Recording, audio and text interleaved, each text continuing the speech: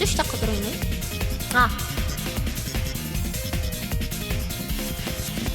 自分の人も元気やばい人昭和少年のレゲテの前頭葉から新たな痛みを共有したがら情報バイパス就職的な不条理すくみつ図書物紛失妄想テクレク全部注意顔面の方がどうでもいいけどマカロン食べたい 같이 불러줄 사람 있으면 괜찮을 것 같은데? 할 수 있을 것 같은데? 諸行無常のリズムに合わせてワンツーステップで女子力開ければ有料は小食愛されたもので大勢にはソーラエイトも無理ゲーパスして面接パークで教師を決裂携帯本質精神壊滅ベラベラなごとくなればちゃって結局音のそうとスポーツって気持ちよくなりたいだけだら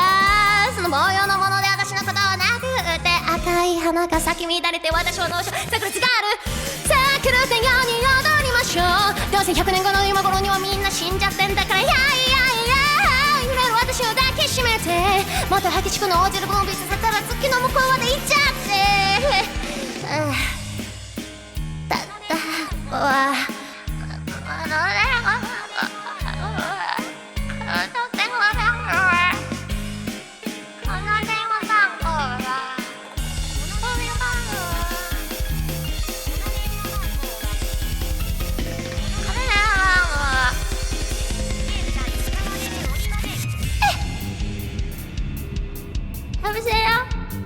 여보세요? because 가슴 홍을 향해 때는スタバでキャラメル今夜スタ飲んだドヤ顔したらどういうファイヤー量産アイドル一年卓勝お祭り同義試験毎日小悪魔メイクで消化肥やして3時のおやつはマカロン食べます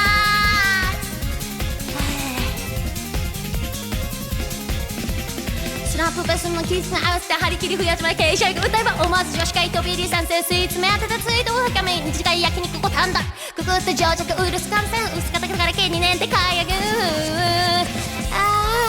手招きされて尻尾振ってる従順な恋の見たような可愛さを最初から求めてないから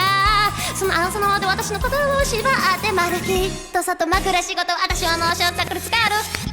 さあさあ狂ったように踊りましょうどうせ100年後の今頃にはみんな死んじゃってんだからやいやいや今すぐ私を抱きしめてもっとピシュピシュの脳内麻薬に溺れるその彼方へとき出してさあさあ狂ったように踊りましょうきっと100年後の私はもう徐々に生まれ変わってるはずだからさあさあそういう武器据えてもっと激しいのをつつコンビさせたらつくもんこうでいっちゃって